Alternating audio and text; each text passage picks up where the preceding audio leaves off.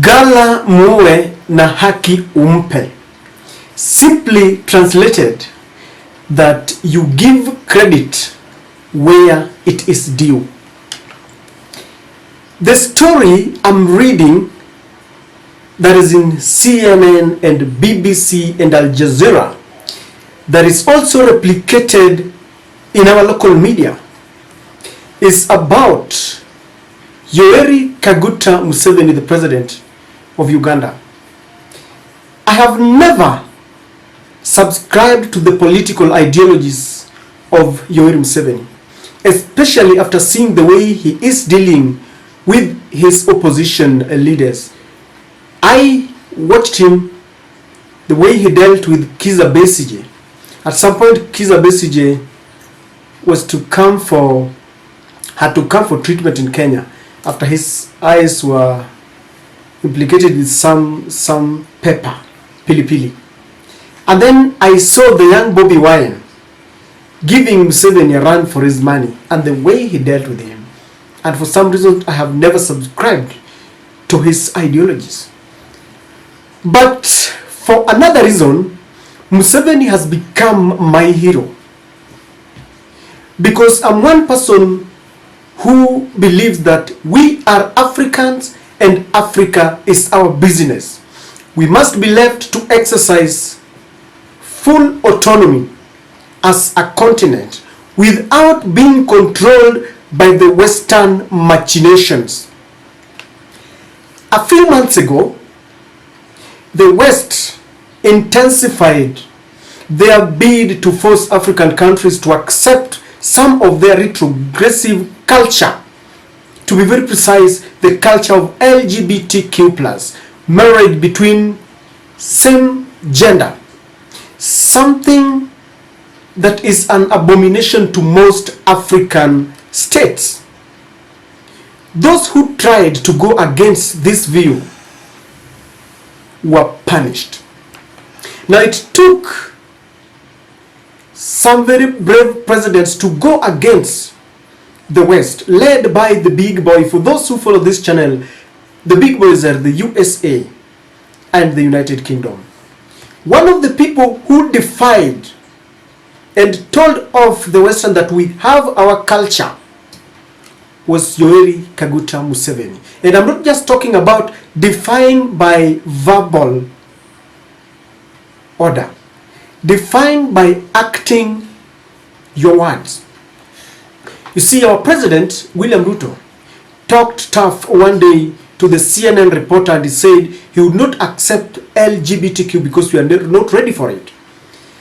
But after those intensified efforts, because of his closeness with Joe Biden, through the back door, our judiciary passed that the LGBTQ+ community has got freedom of association. Not just freedom, but right of association.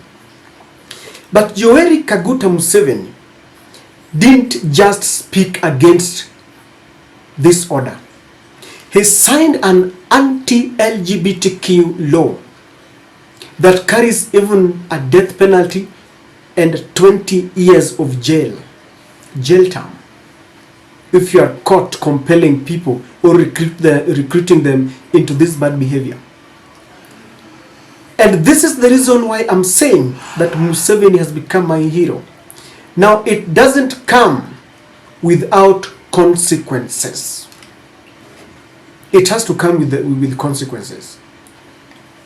Now, it's recorded that World Bank suspends financing to Uganda over anti-homosexuality law. And it goes on to say that this is exactly what the World Bank director that is attached to Uganda said, that Uganda's Anti-Homosexuality Act fundamentally contradicts the World Bank Group's values. We believe our vision to eradicate poverty on a livable planet can only succeed if it includes everyone, irrespective of race, gender, or sexuality.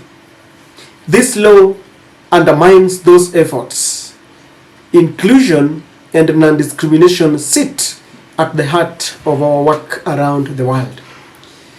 That was the message from the World Bank. In a nutshell, they have stopped funding to Uganda because they want to force Yoweri Kaguta Museveni to accept a culture that Yoweri believes so well does not belong to us. And ladies and gentlemen, the reason why it's very interesting to me is because Museveni's behavior and demeanor juxtaposes directly the one of our President William Samoei Ruto. And I will tell you why Museveni's character has demeaned and embarrassed and humiliated William Samoei Ruto. One, William Samoei Ruto and Rigathi Gachagua have said they are men of God. Their victory was given by God himself. They keep on organizing for interdenominational prayers, and they bring pastors to preach. William Ruto can quote Bible verses. But when it comes to action, because LGBTQ is anti-Christianity, anti-Christian, he allowed it through the judiciary, because he knows very well that if he comes out and decrees that it is something that he loves or has allowed in Kenya, he knows very well that he's going to detach himself from the clergy that he wants so much for his second term. They campaigned for him, and he knows very well that if he does this, if he accepts it officially, they will not agree with him. He will not be in good terms with the parents, and he will lose support base. So what has he done? He has gone through the back door. Courtesy of this, when the World Bank was stopping and curtailing funding to Uganda, just 2 days ago, William Ruto received billions of shillings from the World Bank. There are several projects that the World Bank supports in Kenya. They will continue because William Ruto has accepted to dance to their tune. There are several projects that are being supported in Uganda. Those have stopped.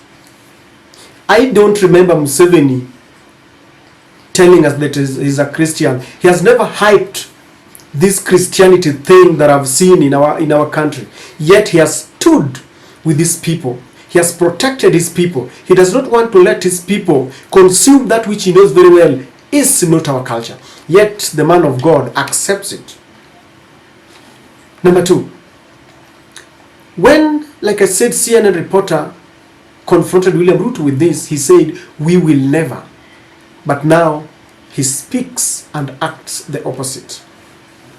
Museveni has decided to stand with his people.